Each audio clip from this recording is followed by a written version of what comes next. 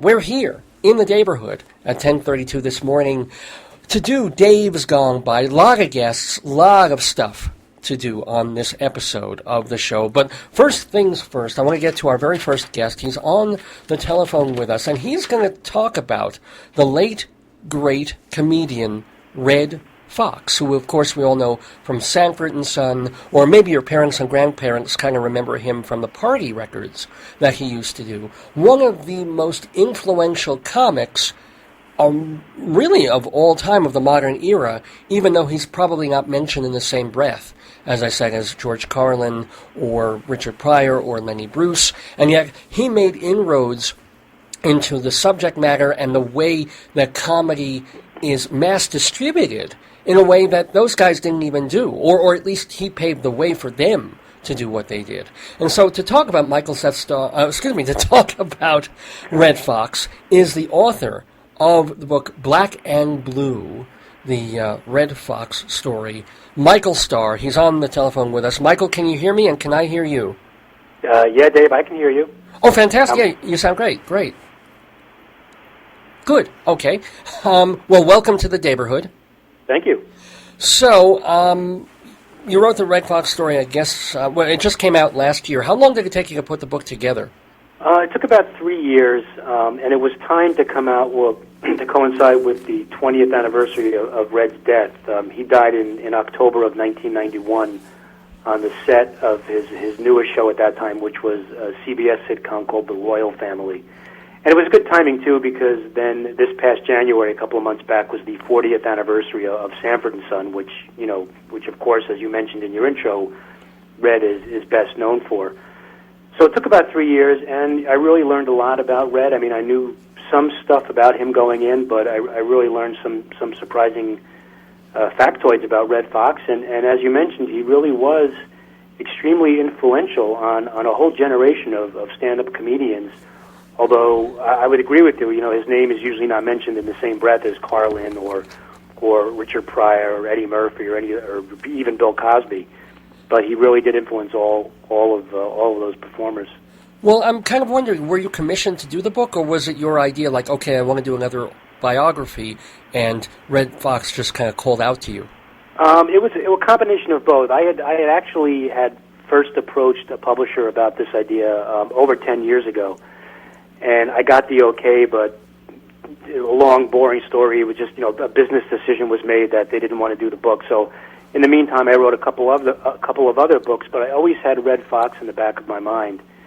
And I had done a biography of Raymond Burr, which came out in 2008, and the publisher liked that book. So, they came back to me and said, well, we know you really want to do Redd Foxx, so why don't we go ahead? And as I mentioned, the timing was great.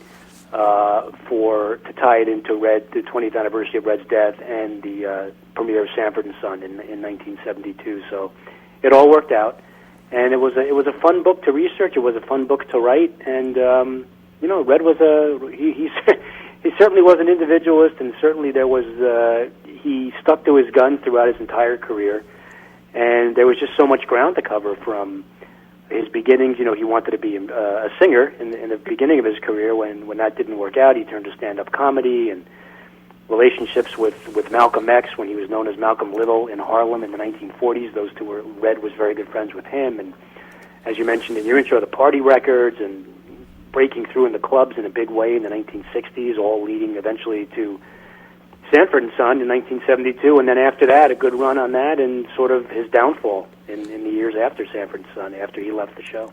Well, okay. Let's even roll it back a little bit, because I've been certainly enjoying the book, or the beginning of the book, that I've had the time to read. I think so far it seems like you're doing a really wonderful job. One of the things I wanted to compliment you on is there's a section where he and his group, what was it, something Wiggs?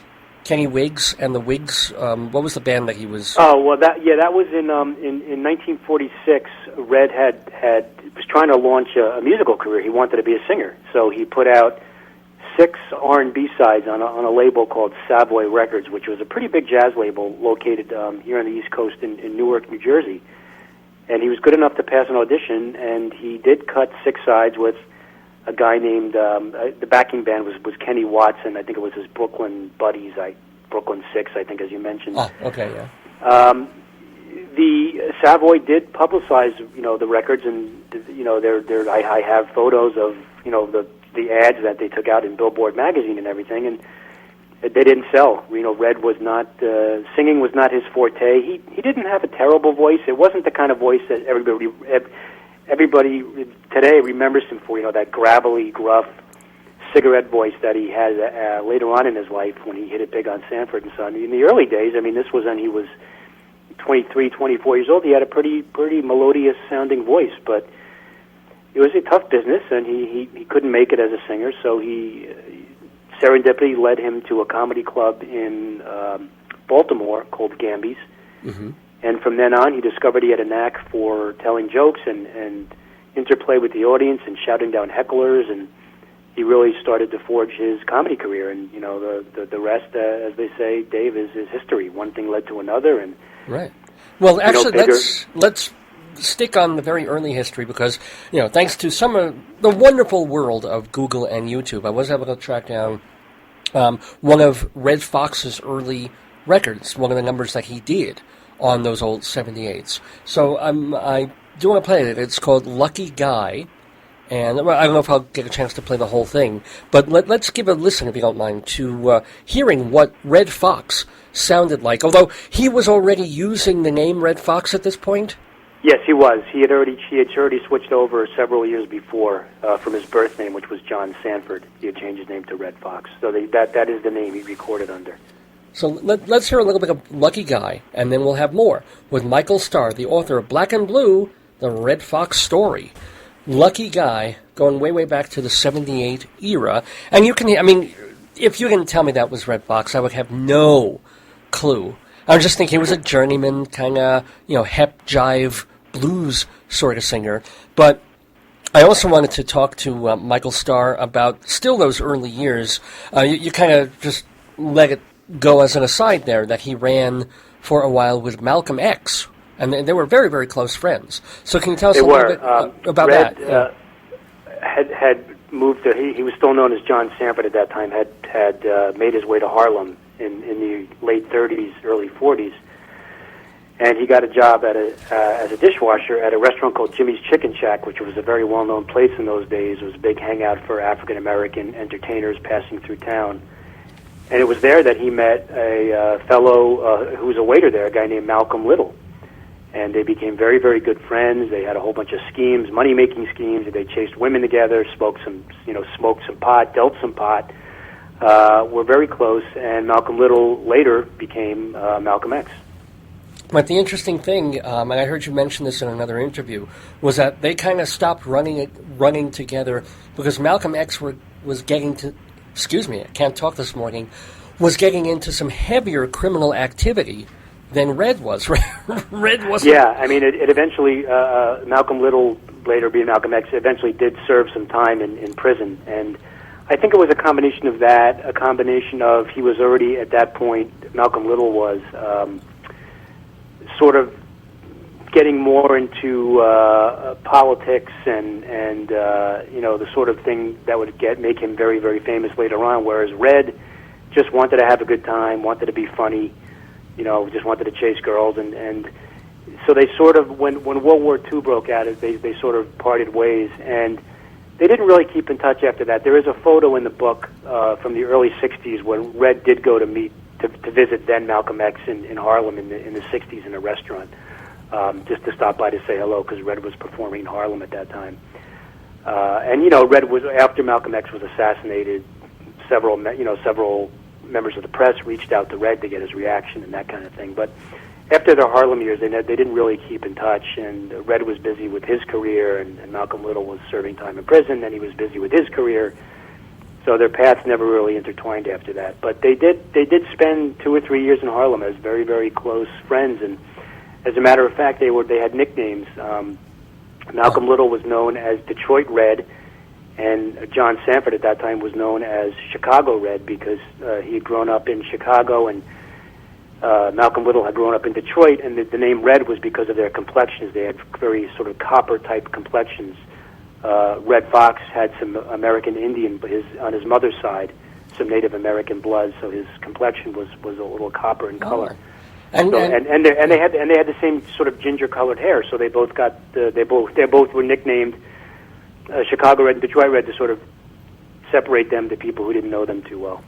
Actually, one of the things that's interesting in starting to read the book also is that if you watch the TV show Sanford and Son, it seems like a lot of the names of the characters were taken from, Red Fox's real family life. I mean, Sanford was his real name. That's right. He had a brother named Fred Sanford, who Red idolized, and who passed away in the mid-'60s. He was sort of a very troubled soul who was never quite found his way in life, was in and out of prison, was a terrific athlete, but actually had a tryout once with the Chicago White Sox, but at that time baseball wasn't yet integrated, so that didn't go anywhere.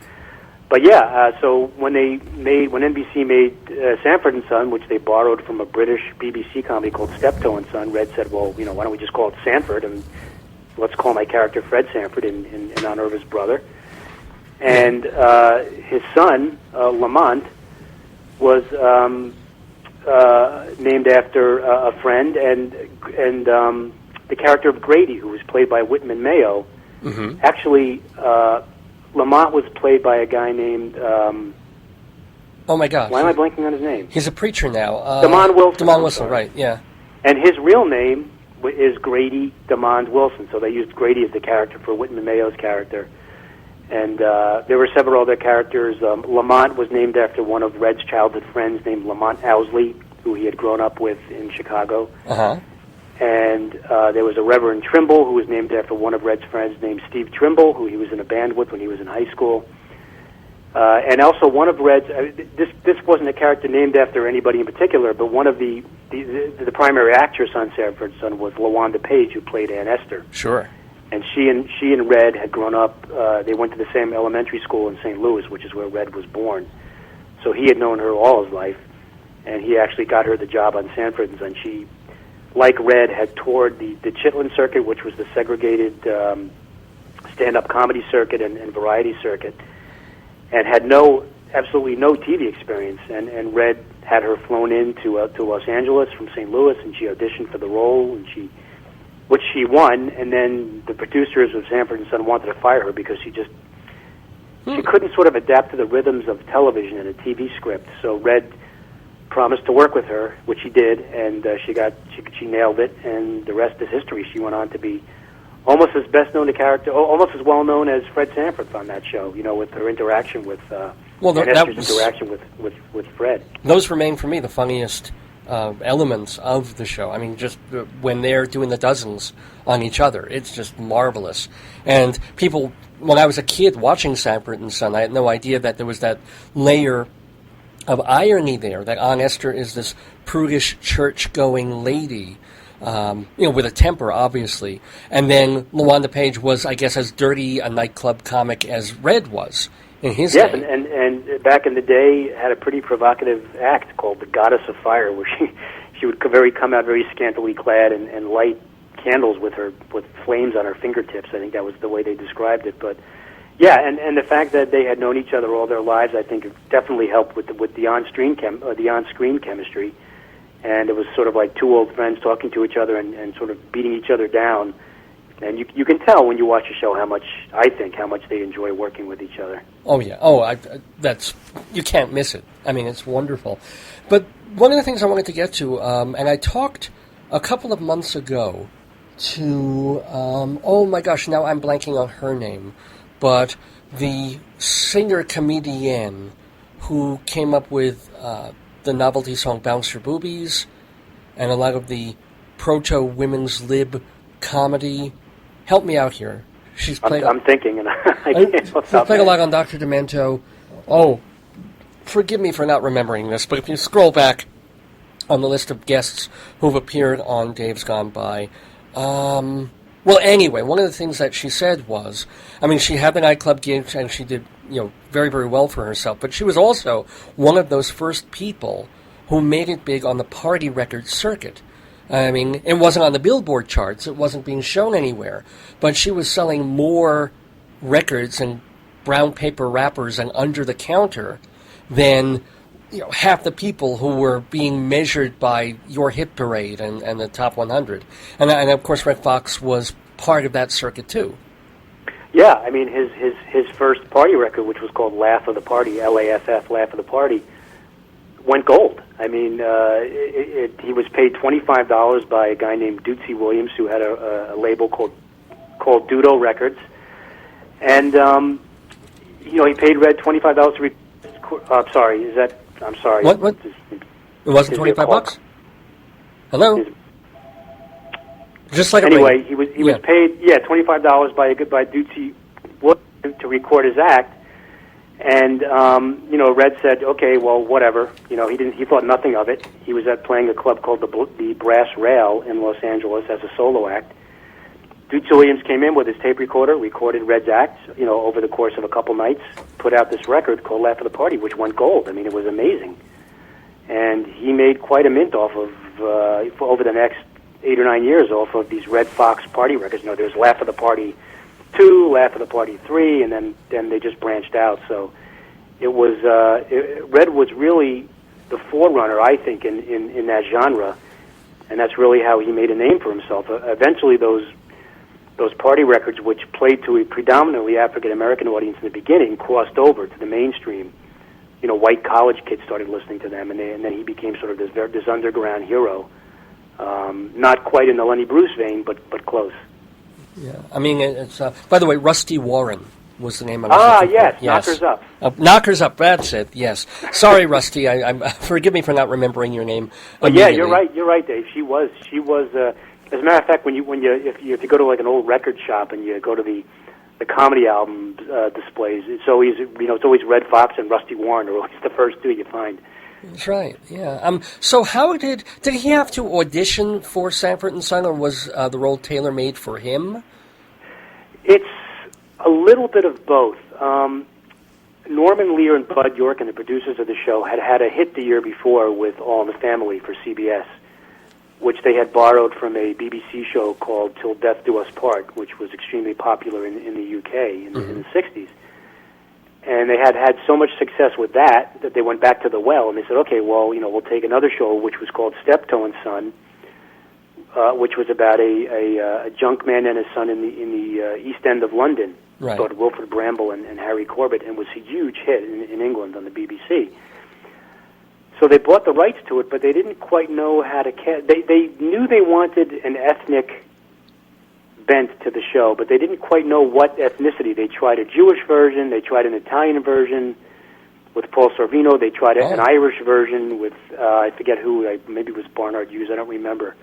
But nothing seemed to work. And then an actor named Cleavon Little, a very, very fine actor, people might remember him from Blazing Saddles, Sure. Was a friend of Red's, and he mentioned to Bud York, and he said, you should take a look at this guy, Red Fox. You go check him out. Red had made a movie called Cotton Comes to Harlem in 1970, which was directed by Ossie Davis, and Godfrey Cambridge was in that movie, and it was a very well-known movie of his time. And in the movie, Red played a junk man. It was perfect. His name was Uncle Bud in the movie, who looked almost exactly like Fred Sanford would look in Sanford and Son. So Yorkin went to see the movie, fell in love with Red, and he felt that he had the star of the show, because they wanted to set it in a junkyard. They wanted to make it a little edgy by setting it in Watts, which had been the scene of some race riots several years before in L.A. And they called Red up, they got in touch with Red, and strangely enough, he didn't want the role because at that time, he was more focused on doing a cooking show with his wife. He said he wanted to sort of air locally in Las Vegas. He had a house in Las Vegas because he was such a big draw in Vegas. And he sort of had to be talked into. Well, I think when he found out how much money could be made, he was all in. But so Bud Yorkin flew out to Las Vegas, met with Red. They hit it off. And then they flew out Damon Wilson, who had been on an episode of All in the Family, so he was sort of known to Bud Yorkin and Norman Lear. And they flew him out to meet Red. Those two hit it off. They read through the script. Everything seemed to be great. And they right then and there, they said, okay, well, we'll go back to L.A. in a few weeks and we'll shoot the pilot, which they did around Christmas time in 1971. Now, keep in mind at this time, and I always find this interesting too, because people think of Fred Sanford as this really, really old man. Well, Red was only 49 when he shot that pilot. He was 49 for the whole first season of Sanford and Son. Wow. But, I mean, he was supposed to, the character of Fred Sanford was supposed to be 65, but, you know, they grayed up Red's hair. He grew that scraggly beard. And his voice, though, really was like that at that time. You know, he'd spent so many years in the clubs and smoking cigarettes and snorting coke and, you know, smoking pot. It had really sort of added that timbre to his voice. But he did adopt that sort of that bow-legged shuffle and, you know, stooped his back a little bit and transformed himself into Fred Sanford. And when they shot the pilot, they shot it on the CBS, at the CBS studios in L.A., and they invited the cast of All in the Family to come watch, and they said that they were just rolling on the floor laughing. They shot, I think it was 2 scenes, actually, early on. But strangely enough, Yorkin and Lear could not get CBS interested. And I don't know, it might have been a race thing, or maybe they just didn't want to, you know, they had gone through a lot of headaches with All in the Family, which, as we know, was a huge show and turned out to be a huge show. So what Bud Yorkin did was he invited Herb Schlosser, who was the president of the West Coast Entertainment Division of NBC. NBC, yeah. Yeah, NBC sort of snuck him in the back door through CBS and had him up in the stands watching this pilot tape. And at the end of the pilot, you know, Schlosser went down and said to Bud Yorkin, you know, you got yourself a series. Let's, you know, we're going to put it on the air in another month. So they rushed back. They shot the first episode, and sure enough, Sanford and Son did premiere on NBC in January of 1972, and shot right up to number 2, right behind All in the Family. Wow! Which didn't make CBS happy. I'm sure they were kicking themselves that they didn't buy the show. And so the rest is history. I mean, for most of its run, the first 4 or 5 years, Sanford and Son and All in the Family kind of interchanged. You know, 1 and 2. As the top-rated shows of each week. Sometimes it was All in the Family, sometimes it was Sanford and Son. I can remember. But it wasn't extremely. It was a hugely popular show. Sanford and Son was in its time. And you know, inevitably, as most shows do, towards the end, they started to run out of steam. The scripts got very silly. The ratings went down. And I should also mention in the third season of the show, Red staged his very famous walkout, where he walked out over salary and missed about 8 episodes of the show. At the time, it was, you know, the press made a big deal because they said, you know, he walked out because he wanted a window in his dressing room, which he didn't. That's partly true, but it really was. It was really mostly about the money. Red felt that as NBC's biggest comedy star, he wasn't being paid as much as Carol O'Connor was for All in the Family on CBS. He had a valid point. The show was doing very well. And he walked out, and he was basically AWOL for months. And while he was absent from the show, what Bud Yorkin did was to move Whitman Mayo into the lead role. He played Grady. Huh. And they kind of wrote Fred Sanford off as, you know, he had gone back to St. Louis to a relative's funeral. And every once in a while there'd be a scene where Grady would answer the phone and, hey, it's Fred on the other end. Yeah, I'll be back soon. You know, that sort of thing. And they finally, after about almost 4 months, Red finally hammered out a deal with NBC where he got a very, very, very big pay raise. He got to own part of the show, which is what he always wanted, which he ended up losing in when he divorced his second wife, by the way. Yeah, that's what I also wanted to get to. Here he is. He was making great money in Vegas, and then he gets this enormously popular television show on NBC. He even walks away from it to make more money. How the hell? I mean, okay, so you have a divorce and you lose half of what you got.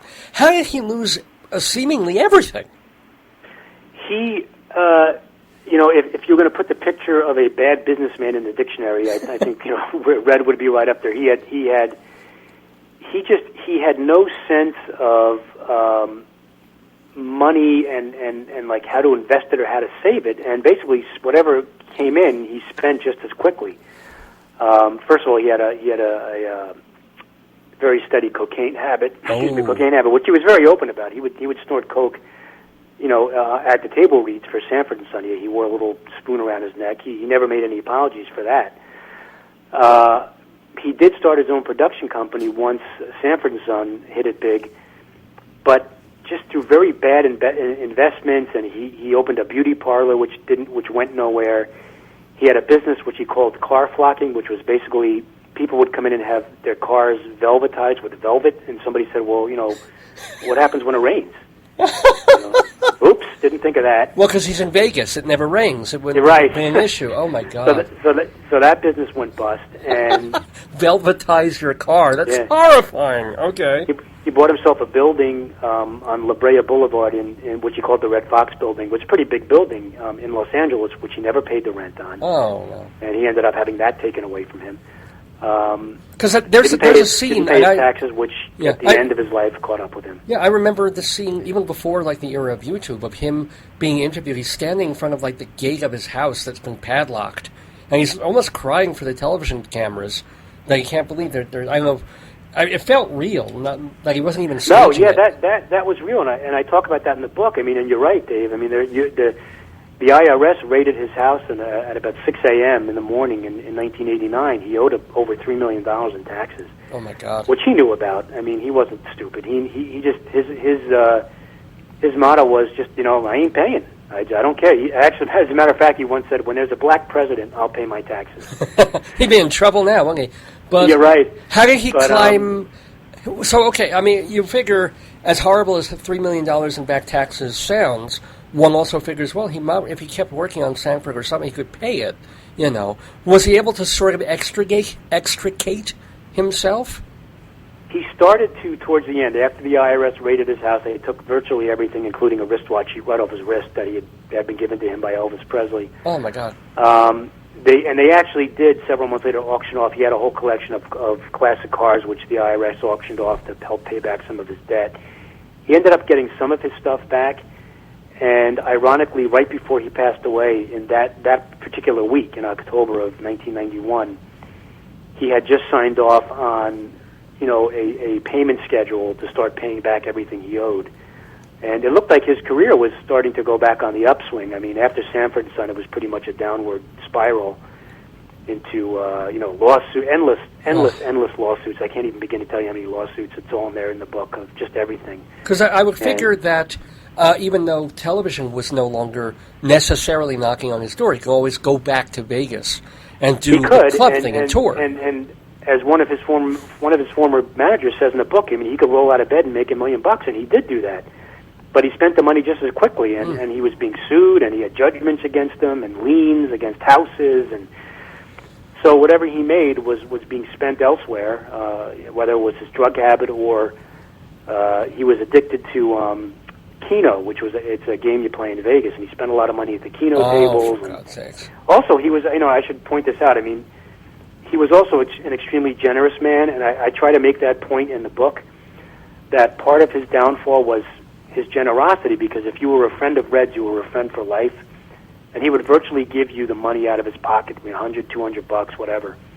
There's a story that Della Reese tells in the book about...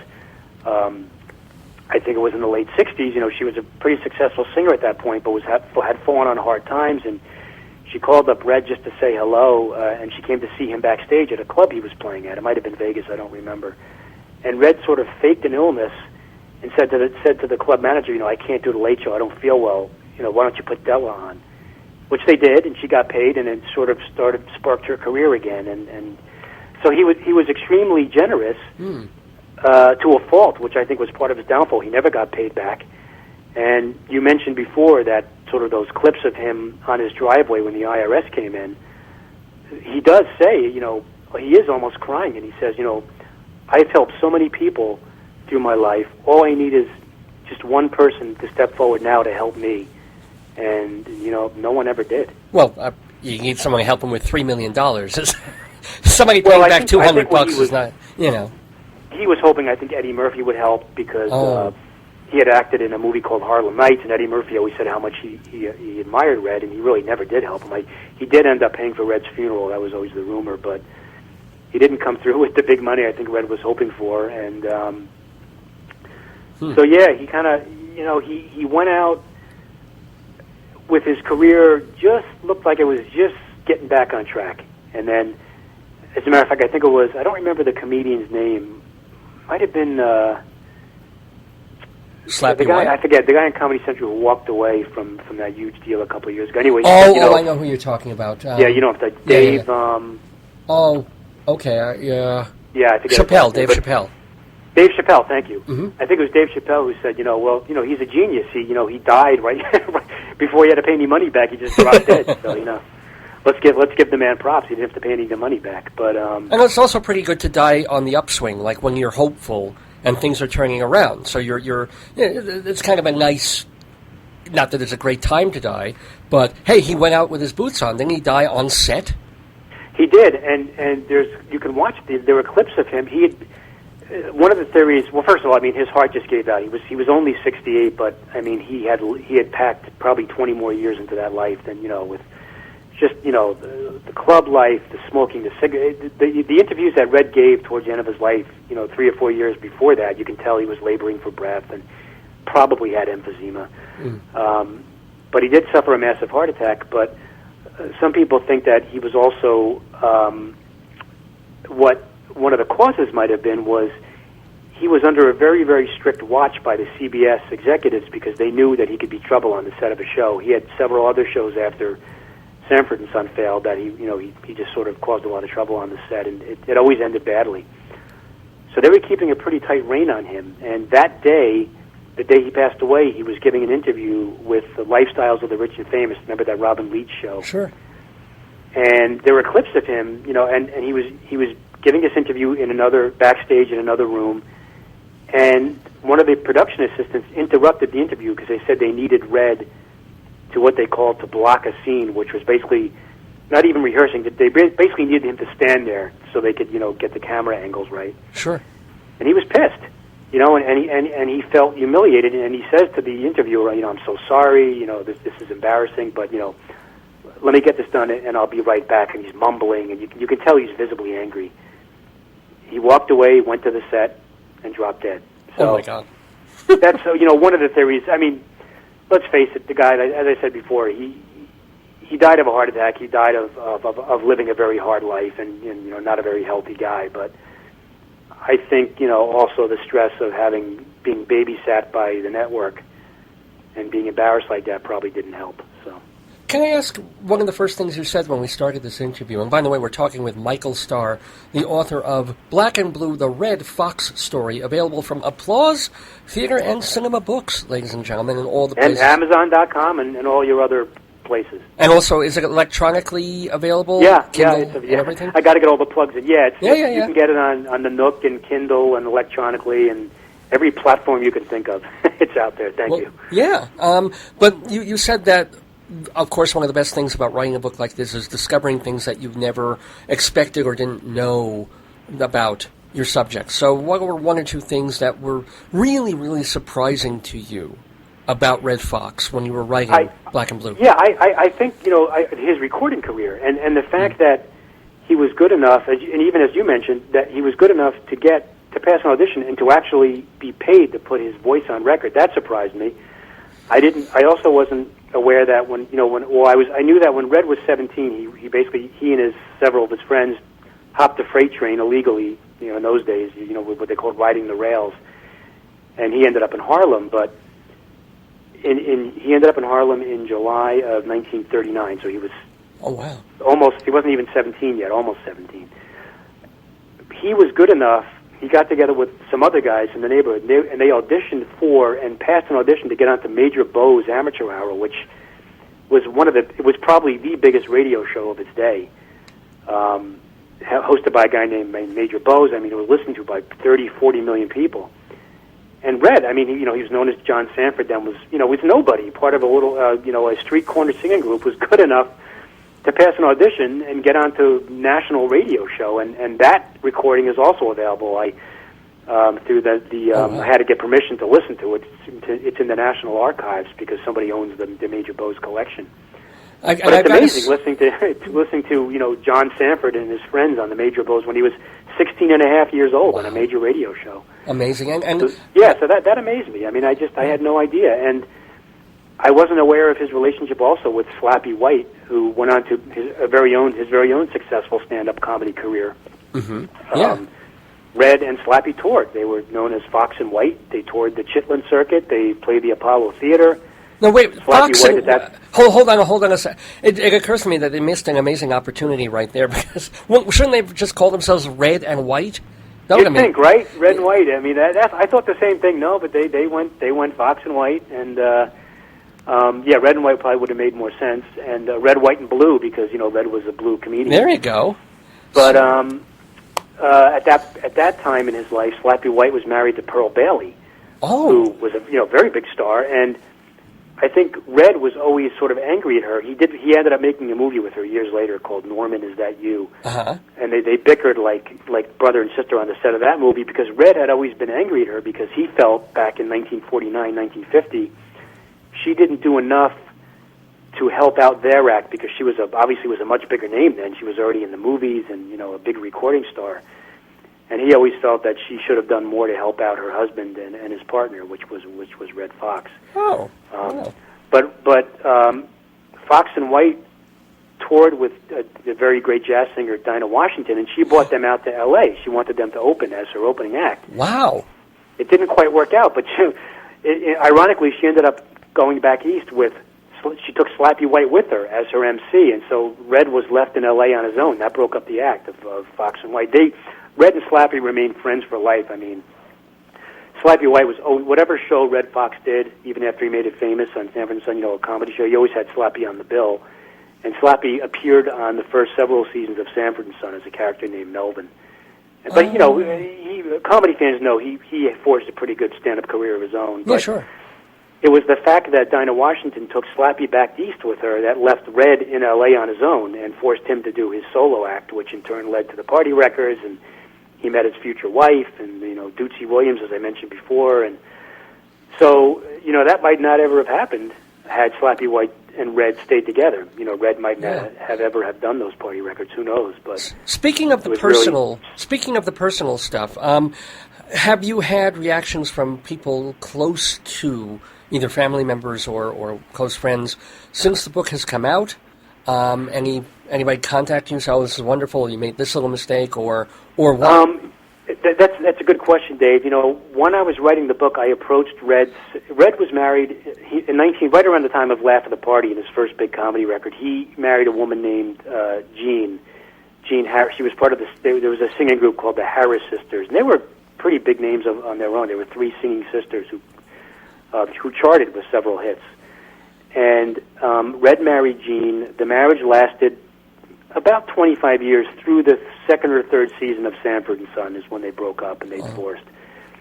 Jean is still alive. She lives in Las Vegas. Oh. I tried many, many times to get in touch with her. We spoke briefly several times. I emailed her. She never wanted to. She didn't answer my email. She didn't want to get involved in the book. Her daughter from her first marriage was a woman named Debrica, who, when Red married Jean, he adopted. Uh-huh. So Debrica took the last name of Foxx, so she's always been known as Debrica Foxx, who was Red's adopted daughter. I approached her, too, never heard back. Basically got the old crickets, the emails and the phone calls, and people said they knew her, they'd pass along the message, blah, blah, blah, never heard back. So the book was published last fall in October, and I went out to Las Vegas to do a book signing at a Barnes & Noble, because, Red was just a huge draw, as you mentioned, a huge draw in Las Vegas. Got a very nice turnout, and as I'm signing books, I see two older African-American women, and I'm saying to myself, I wonder if that's Jean and Debrica. But I was busy. I was signing books and talking to people. They walk over to the table where I am, and I look at her and I say, Jean? Because I knew what she looked like. And she said, yeah, that's me, and she was with Debrica. We made some kind of awkward small talk. I said, I did reach out to you, and I never heard back. And I had a stack of books on the table. They were looking through the book, and looking at the pictures. Didn't buy any books, I might add. And we made very awkward small talk, and they walked away. That's the last I heard. So I don't, Oh, I was expecting a whole different story. She said she was working on her own book, but she told me that 12 years ago when I first encountered her. So doubtful that's ever going to happen. So yeah, that was my really one brush with his family. Red had a manager for years named Prince Spencer, who was very well known in the '50s. Actually, made a movie with Sammy Davis Jr. He was a very good dancer. Oh, Prince was, and when his career ended, he became sort of Red's, Guy Friday, his manager. He'd run Red's dry cleaning, run his errands for him, traveled, got his suits pressed. They were very close. He's still alive. He's about 94 now. wow. And he lives in Vegas. And I did track him down. He's not very hard to find. I got him on the phone. I got his wife on the phone. The first time she said, Prince is out at the gym. This was a guy who was 92 at the time. So she's like, call him back. So I did call him back, and he basically, long story short, he just said, listen, I'm 94. I'm tired. I've spoken all I can about Red Fox. I just want to, live out the rest of my life in peace. So I didn't really get a chance to interview him. I would have liked to have. And unfortunately, by the time I got to researching and writing this book, people like Slappy White and LaWanda Page, they've all passed on. So, I did interview a lot of people, and a lot of people who wrote for and worked with Red on Sanford and Son, former managers of his and co-stars of his. So I did speak to a lot of people. But personally, it would have been nice to have spoken to Gene. And Red had two other wives towards the end of his life. In the mid-'70s, I'm trying to think now. In the mid-'70s, he married a woman a Korean woman he called Joy. Okay. They were married, and Barbara Walters, when Red jumped from NBC to ABC, he was stolen away by Fred Silverman, gave him a huge, huge deal, over $1 million a year, for Red to host which turned out to be a short-lived variety show on ABC. Anyway, Fred Silverman at that time had also stolen Barbara Walters away from NBC, so he stole Barbara Walters and Red Fox away, and sort of to welcome Red to ABC, Barbara Walters did a primetime interview special where she interviewed Red and his then wife, Joy, who was at that time was his third wife. But I couldn't find Joy. Red was married to Joy for about 6 years. Most people told me that she was really the love of his life, and even after they were divorced, he would always buy her flowers on her birthday, and they kept in touch for a little while. But I couldn't find her. And then towards the end of his life, I'd say the last 2 years, he was involved with another Korean woman named Kaho, who he married in the summer of '91, right, several months before his death. Right. Truth be told, she wasn't very well liked by Red's intimates, and she kind of disappeared from sight. I couldn't find her either. But she was with him when he died, and she was with him on the set when he died. So she certainly holds a very distinct place in the life and the death of Red Fox. Well, the life and the death of Red Fox is what we have been covering here with Michael Starr, the author of Black and Blue, the Red Fox story, available from Applause Books on Amazon, of course, and all the usual ways you get books these days. Can I ask you, Michael, before we let you go, who's your next subject? I have just signed a deal to do a biography of Ringo Starr, as a matter of fact. Whoa! The last name is strictly a very happy coincidence, but nobody's ever really done an in-depth bio of Ringo. We all know John Lennon and Paul McCartney and to an extent George Harrison, but I'd like to do a book about Ringo. Just signed a deal, and that hopefully will be coming out in a couple of years. Well, do you have access, or do you have to go around Ringo? Dave, I'm having trouble hearing you. I'm sorry. Oh, I'm sorry. Do you have access to first person? I lost you. Anyway, thank you for having me on the show. I appreciate it. Michael, can you hear me at all? Michael, now I can hear you. I lost you there for a second. Okay. My one question was, are you going to have first-person access to Ringo Starr, or do you have to ask everybody else about him? Remains to be seen at this point. The deal has just been finalized, so I will approach Ringo. I'm going to say he probably won't talk to me, but you never know. So it really doesn't matter to the publishers. They want you to do the book, no, whether or as long not as you can get the inside story, and obviously he's a big enough name, and his wife has been very public. But when you do these sorts of books, you always want to find out, maybe and educate people on some things maybe they might not have known. So obviously we all know about the Beatles, but what about before that and his life since. So hopefully that will work out, and maybe we'll be talking about that in a couple of years. That would be great. I can't wait to read it. Also, everybody know that Michael Starr has written books about Art Carney and Joey Bishop and Raymond Burr, and of course the book we've been talking about, Black and Blue, The Red Fox Story. Thank you so much for... Thank you, Dave. I really appreciate you having me on. Thanks, Michael. Have a great weekend. Bye-bye Thanks, now. you too.